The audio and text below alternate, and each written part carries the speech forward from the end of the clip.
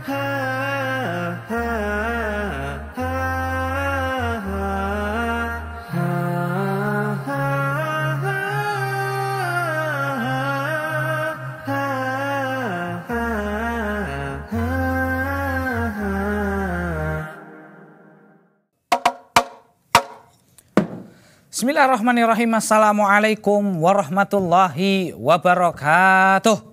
Alhamdulillahirabbil alamin.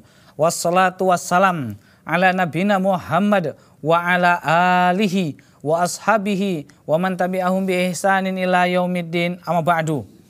Pemirsa yang dirahmati Allah Subhanahu wa taala. Kita kembali lagi di kesempatan kali ini masih di kisah teladan. Dan seperti biasa pemirsa, kita masih mengkisahkan keteladanan para sahabat Nabi SAW. Ya tentunya kita mengambil rujukan di dalam kitab biografi Abu Bakar As-Siddiq. Kalau yang sebelumnya pemirsa, kita sudah membahas berkaitan tentang penaklukan para orang-orang murtad. Nah diantaranya di situ ada Musailamah Al-Kadzab. Itu episodenya panjang banget loh. Kenapa? Memang karena Musailamah ini pengaruhnya luar biasa nih. Ya. Pasukannya wow, banyak. Ya, sehingga ketika itu ya panglima perang andalan kaum muslimin Khalid bin Walid hampir saja tentaranya diporak-porandakan, bahkan hampir terkalahkan.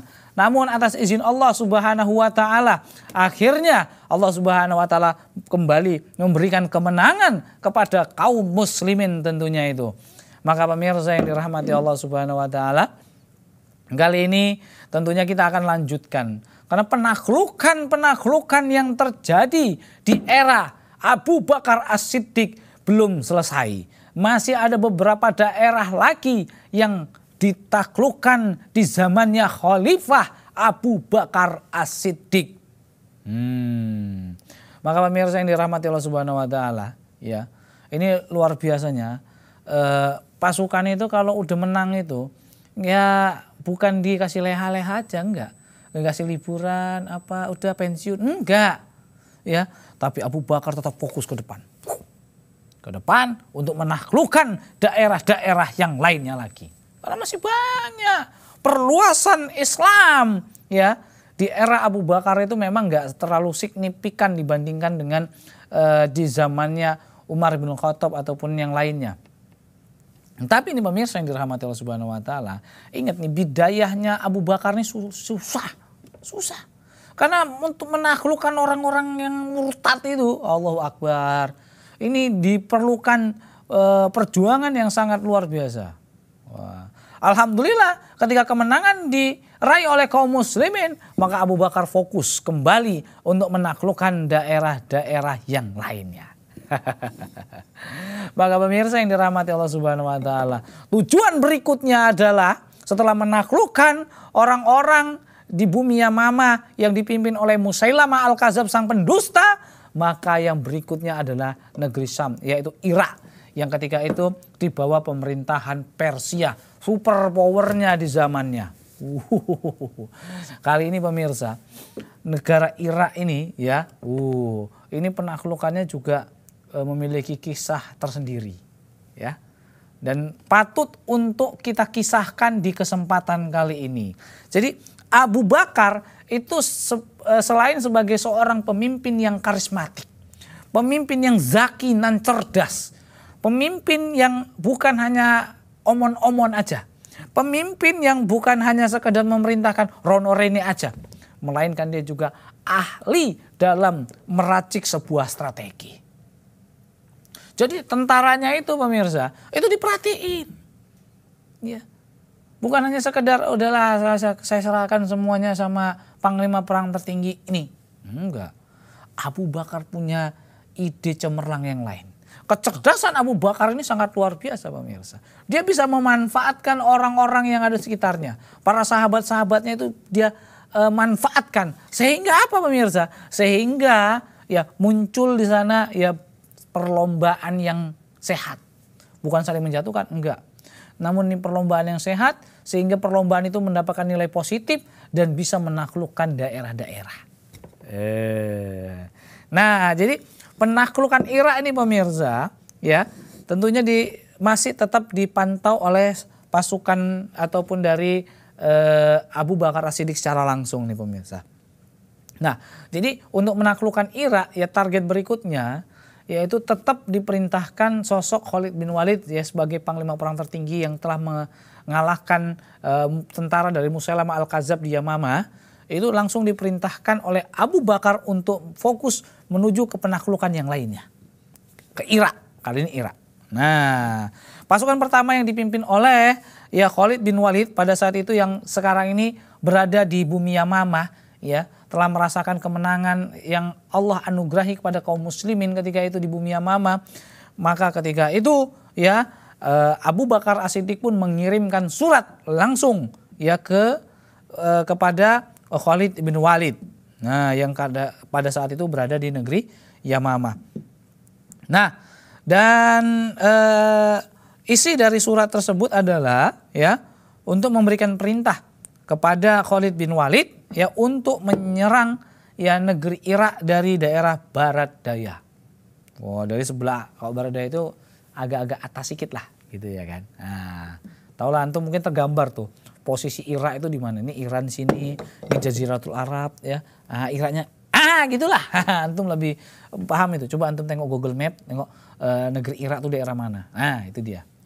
Nah, maka ketika itu pemirsa yang dirahmati Allah Subhanahu wa taala, Abu Bakar As-Siddiq pun berkata kepada Khalid bin Walid, ya, berjalanlah kamu hingga masuk ke negeri Irak, ya. Hingga masuk ke negeri Irak dan mulailah dengan daerah Faros Al-Hindi, yaitu daerah Ablah. Nah, itu nama daerah dahulu. Nah, dan As-Siddiq ya memerintahkan ya Khalid bin Walid agar masuk Irak dari bagian atas tadi. Dari bagian atas dia. Kan antum tahu itu daerah Yamamah mana, kemudian dia langsung memerintahkan tentara Khalid bin Walid untuk menuju ke arah atas ya kan, situ daerah Iraknya. Dari kalau nengok peta itu daerah atas, ya. Nah, kemudian nih pemirsa yang dirahmati Allah Subhanahu wa taala, ya, setelah memerintahkan tentara dari Khalid bin Walid untuk masuk dari daerah atas dan disitulah untuk bersosialisasi dengan masyarakat dengan mengajak mereka menuju ke Islam, berdakwah. Jadi tentara itu nggak hanya sekedar pandai bacok, pandai perang aja, enggak.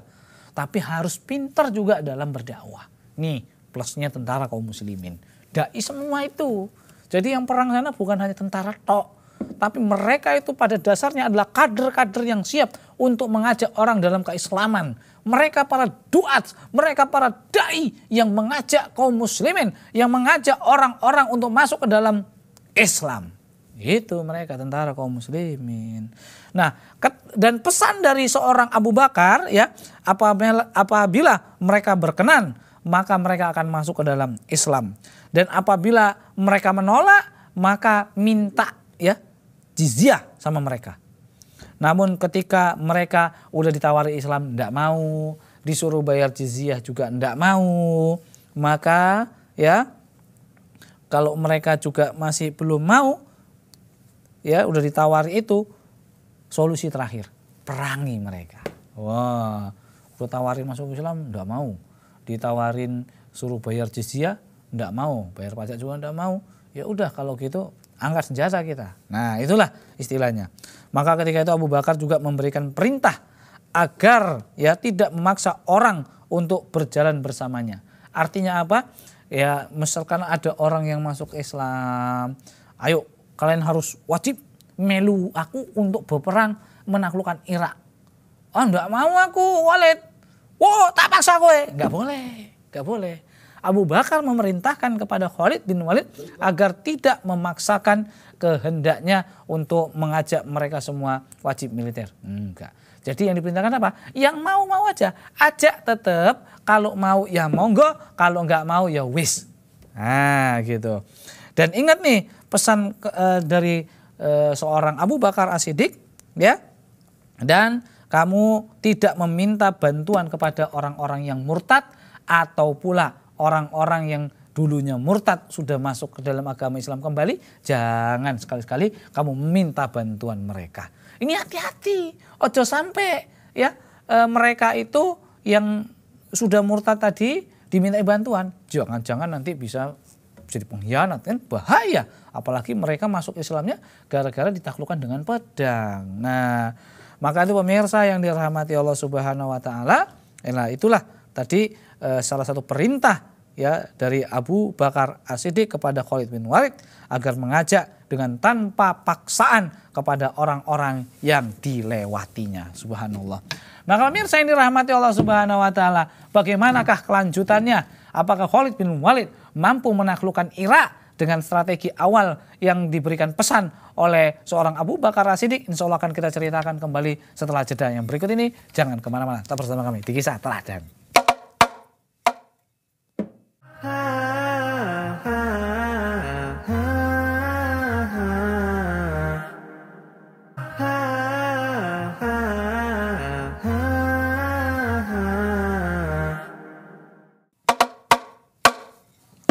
Pemirsa, kita kembali lagi di kesempatan kali ini masih di Kisah Teladan dan kita masih menceritakan ya strategi dari seorang Abu Bakar As-Siddiq untuk menaklukkan negeri berikutnya yaitu Irak.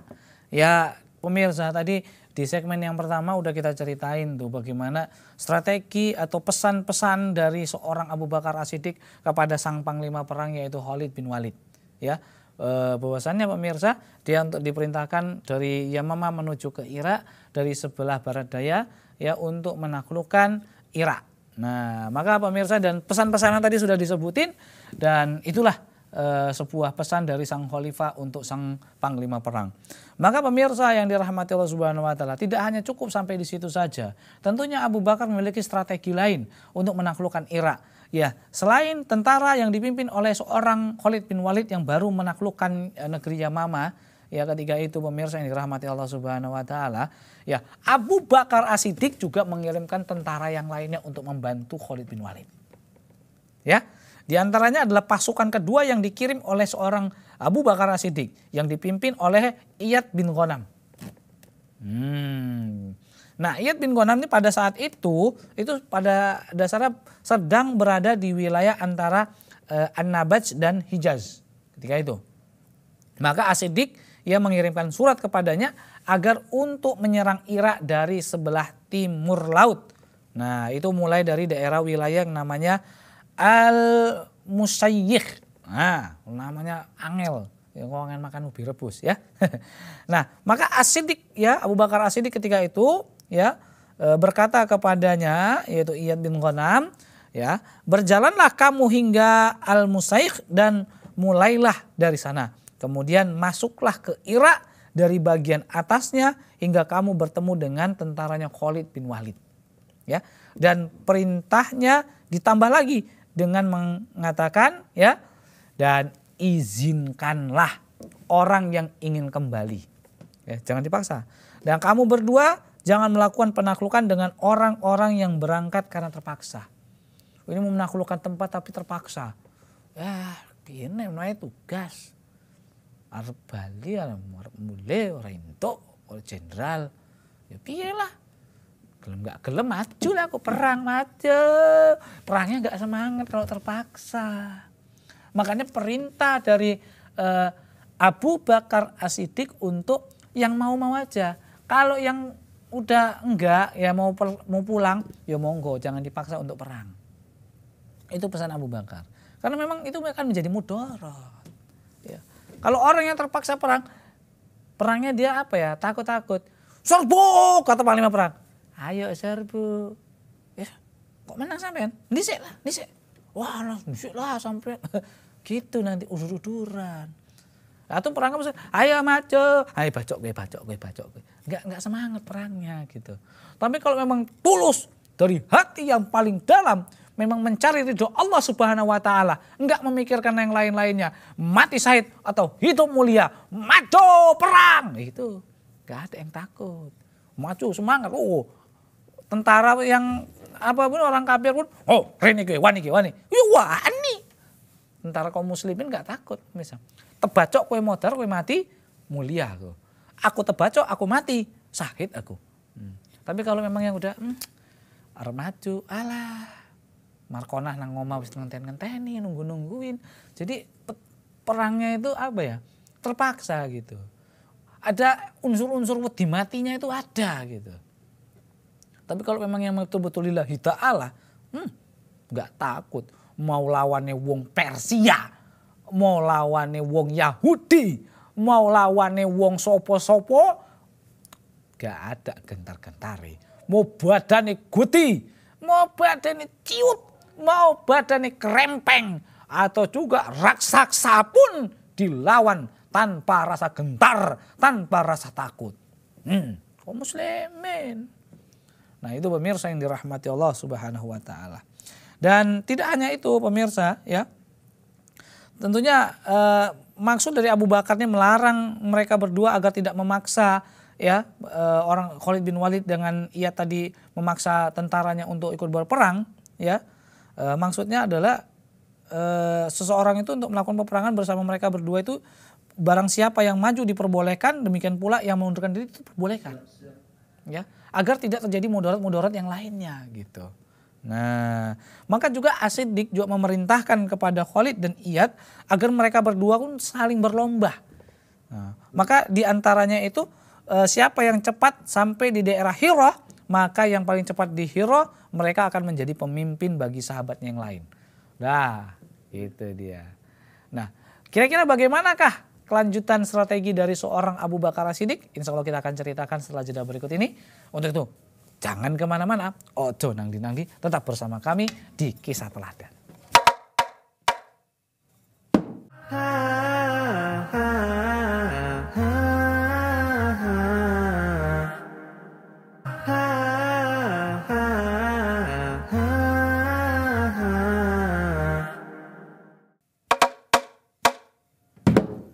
Pemirsa, kita kembali lagi di kesempatan kali ini masih di Kisah Teladan dan kita masih menceritakan strategi dari Abu Bakar As-Siddiq ya untuk menaklukkan Irak ya. Karena sasaran berikutnya adalah Irak. Maka pemirsa yang dirahmati Allah Subhanahu wa taala, selain dari pasukan yang dipimpin oleh Khalid bin Walid yang telah diutus oleh seorang Abu Bakar As-Siddiq, begitu juga dengan pasukan kedua yang diutus oleh Abu Bakar yang dipimpin oleh Iyad bin Ghanam ya. Di lain sisi juga ada seorang ya yang bernama Al-Muthanna bin Harisah mendatangi Abu Bakar As-Siddiq ya dan mendorong Abu Bakar As-Siddiq agar kiranya untuk memerangi Persia. Nah, dan Al-Muthanna ini berkata kepada Abu Bakar ya, "Utuslah aku kepada kaumku," katanya. Maka Abu Bakar mengabulkan permintaan tersebut hingga akhirnya Al-Muthanna pun pulang dan pergi berjihad menuju ke Irak. Nah, kemudian selain itu juga ya Abu Bakar juga memerintahkan saudara dari Al-Muthanna tadi yang bernama Mas'ud bin Harisah untuk menemui Abu Bakar ya agar membantunya ya.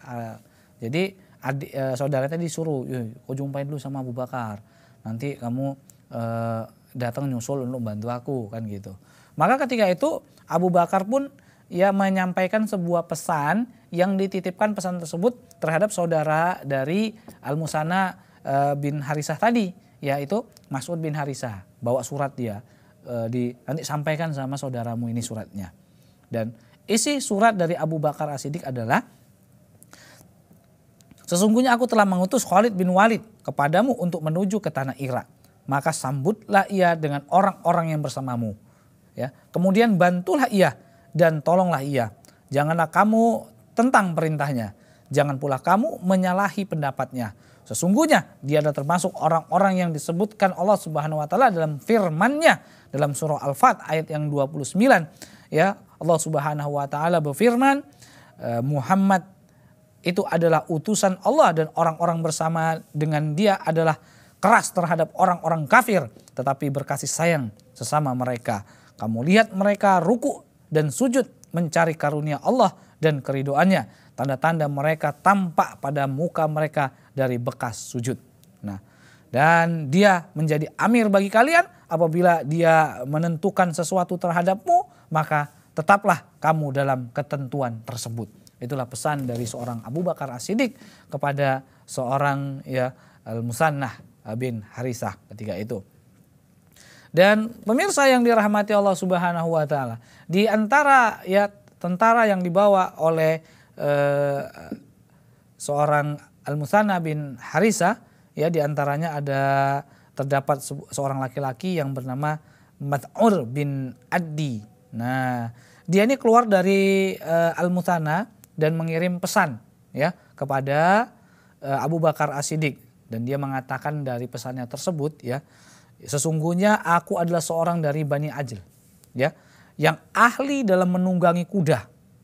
Nah, ahli dalam menunggangi kuda dan sangat tangguh. Bersamaku banyak orang-orang yang puluhannya saja itu lebih baik dari ratusan orang yang biasa. Wow, ini kata seorang Mad'ur bin Adi ya. Kemudian nih pemirsa yang dirahmati Allah Subhanahu wa taala, saya juga mengetahui seluk-beluk negara ini berani dalam peperangan dan berpengalaman, maka angkatlah aku menjadi pemimpin dari As-Sawwat. Niscaya aku akan memberikannya untukmu insya Allah. Masya Allah. Maka ketika itu pemirsa, ketika Abu Bakar melihat kayaknya ada sebuah gesekan nih di antara tentara yang diutusnya.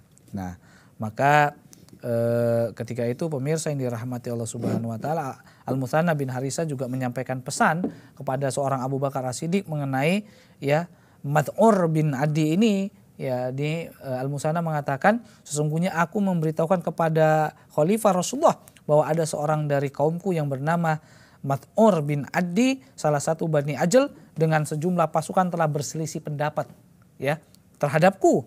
Maka aku bermaksud untuk memberitahukan hal ini kepadamu agar aku mengetahui apa pendapatmu tentang mengenai hal ini.